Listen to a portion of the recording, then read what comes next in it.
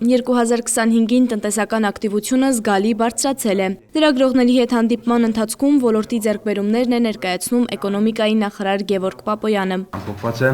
տնտեսական ակտիվությունը, որը 9.1% է եղել, ավելի բարձր քան անցած տարի։ Եթե անցած տարի 8.3% է եղել մեր տնտեսական ակտիվության ցուցանիշը, արդեն 25-ին եղել է 9.1% եւ եթե նկատում եք բոլոր տնտեսության բոլոր ոլորտները աճել են, ծառայությունները ավելի քան 10%-ով, առևտուրը 3%-ով, գյուղատնտեսությունը մոտ 6%-ով, շինարարությունը ավելի քան 20%-ով, արդյունաբերությունը 4.7%-ով, մասնավորապես մշակող արդյունաբերությունը 3.3%-ով։ Հայաստանի Հանրապետության տարածքում գործող գործարանների արտադրանքն ու արտահանումը զգալի աճ են գրանցել։ Արդեն հասել է 4 միլիարդ 462-ի, որը պատմական իհարկե լավագույն ցուցանիշն է, եւ երկրորդը նա է, որ նախորդ տարվա նկատմամբ ուրեմն ավելացել է մոտ 400 միլիոն դոլարով եւ սա էլի մոտ 10%-ով։ Հայաստանը մետաղի ջարդոն արտահանող երկրից վերածվել է մետաղական արտադրանք արտադրող երկրի։ Էկոնոմիկայի նախարարը բոլորիս տներում արկա ջեռուցման մարտկոցների օրինակով է ներկայացնում բարեփոխումը։ Ես վստահ եմ, որ այս մարտկոցները իրանք հայկական արտադրության չեն, որովհետև մինչև այս տարի հայկական արտադրության մարտկոց չի եղել եւ մենք ներմուծել ենք մարտկոցները Թուրքիայից, Չինաստանից, Իտալիայից, Իսպանիայից, հիմնականում այս 4 երկրներից։ 90-ականներին օրինակ որևէ մեկը գործարան է սեփականաշնորհել կամ 2000-ականներին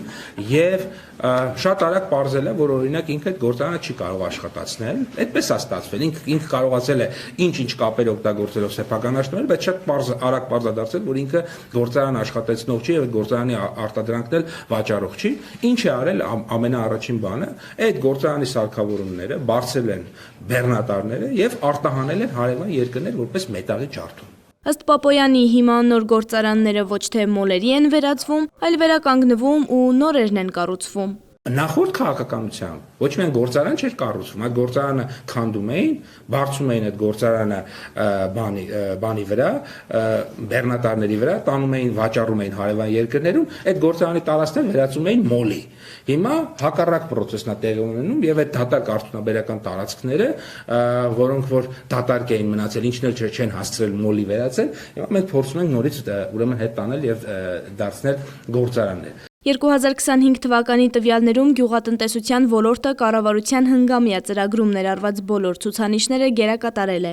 Օրինակ, յուրաքանչյուր տարի 1000 հեկտար ինտենսիվ այգու հիմնում, 4.5 տարում 4516 հեկտար։ Ցուցանիշը դրված է, կատարված է։ Այս տարվա առաջի կիսամյակի արդյունքներով կլինի բարձր գերակատարում։ Ոռոգման արդիական տեխնոլոգիաներով ոռոգելի հողատարածքները պետք է ավելանային 21-26 թվականներին 3000 հեկտարով։ 25 թվականի դեկտեմբերի 31-ի դրությամբ արդեն 7000 հեկտարով ավելացել է։ Այսինքն, այս պահի դրությամբ արդեն ավելի քան գրեթե 2.5 անգամ, ավելի 2.2 անգամ պլանը կատարված է։ Արտահանման մեջ զգալի աճ է գրանցել գինու արտահանումը։ Որքան էլ աշխարհում գինու սպառումը անկում է ապրում, միևնույնն է, հայկական գինին իր տեղն ունի շուկայում։ Ըստ Պապոյանի առաջիկայում գինու տուրիզմի ակտիվություն կունենանք։ Գինու տուրիզմն է շարունակաբար աճում։ Դա է պատճառը, որ մենք արձագանքում ենք նաև համաշխարհային տենդենսին եւ տեսնում ենք, որ այսօր աշխարհում գինու տուրիզմը շարունակաբար աճում է եւ կառավարությունը մտադիր է մի քանի տասնյակ միլիոն դոլար ներդրում անել Եղեգիս եւ Արենի համայնքներում եւ մենք ստեղծելու ենք գինու եւ ագրոտուրիզմի կլաստեր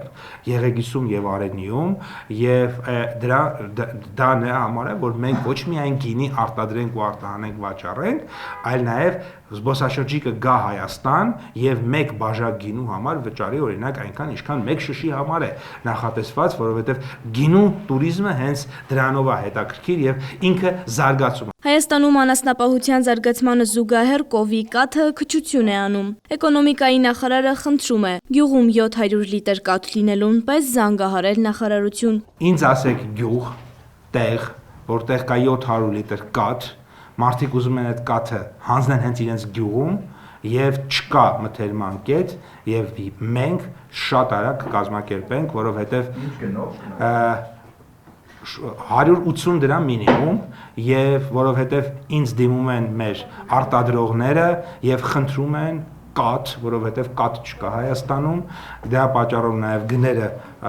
նախորդ տարվա նկատմամբ բարձրացել է։ Հայկական որևէ արտադրանք չի արտահանվում դեպի Ադրբեջան։ Նախարարը պատճառներին է անդրադառնում։ Կողմերը փոխանակվել են